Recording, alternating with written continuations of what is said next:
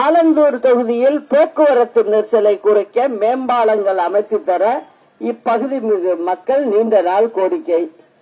விமான நிலையம் அமைந்துள்ள இந்த தொகுதி சுகாதாரமற்ற நிலையில் உள்ளதா, தூய்மை பணிகளை மேற்கொள்ள மக்கள் கோரிக்கை. புலிவிவாக்கத்தில் அமைந்துள்ள தற்காலிக பேருந்து நிலையம்தான் உள்ளது. இங்கு நிரந்தர பேருந்து நிலையம் அமைக்க கோரிக்கை. ஆலந்தூர் தொகுதியில் நவீன உள்கட்டமைப்புகள் இருந்தாலும் புறநகர் பகுதிகளில் முறையான குடிநீர் குழாய் இணைப்புகள் மற்றும் பாதாள சாக்கடை வசதிகள் முழுமையா நிறைவேற்றப்படல. இந்த பகுதியில் சிறிய மழைக்கே சாலைகள் நீரில் மூழ்கும் நிலை உள்ளது. வெள்ளப்பெருக்கு ஏற்படுவது நீண்டகால பிரச்சனையாக இருக்கிறது. ஆலந்தூர் தொகுதியின் புறநகர் பகுதிகளில் வசிக்கும் மக்களுக்கு முறையான வீட்டுமனை பட்டாக்கள் வழங்கவில்லை.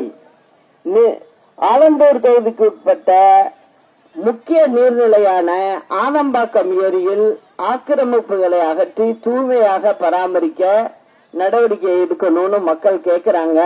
ஆனா இது எதையுமே அவங்க சொல்லல.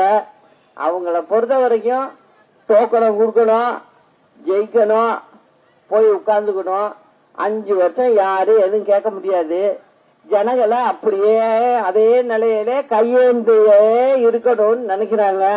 அதை மாத்தணுங்கிறதுக்கு தான் நம்ம புறப்பட்டு இருக்கோம். நீங்கெல்லாம் என் கூட இருக்கணும், அதுதான் முக்கியம். அதை பண்ணினோம்னா நிச்சயம் தமிழ்நாட்டில் நல்ல வேலை வாய்ப்புகளை உருவாக்கலாம், நல்ல பெண்களுக்கு வேலை வாய்ப்புகளை கொடுக்கலாம், சுய தொழில் செய்யறதுக்கு உண்டான ஏற்பாடை நிச்சயம் பண்ணுவோம். இது எல்லாம் நல்லா செய்வோங்கிறத உங்களுக்கு சொல்லி ஆலந்தூர் தொகுதி வேட்பாளர் திரு கிருஷ்ணன் அவர்களுக்கு தென்னந்தோப்பு சின்னத்தில் வாக்களித்து அவரை பெருவாரியான வாக்குகள் வித்தியாசத்தில் வெற்றி பெற செய்ய வேண்டும் என்று அன்போடு கேட்டுக்கொள்கிறேன். ஐயா மருத்துவரையா அவர்களின் தொண்டர்கள் இங்கே இருப்பார்கள்.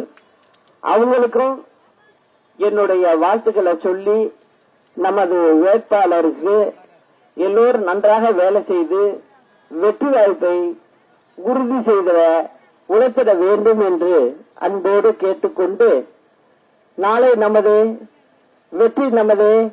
அண்ணா நாமம் வாழ்க, புரட்சி தலைவர் நாமம் வாழ்க, புரட்சி தலைவி அம்மா நாமம் வாழ்க. நன்றி, வணக்கம்.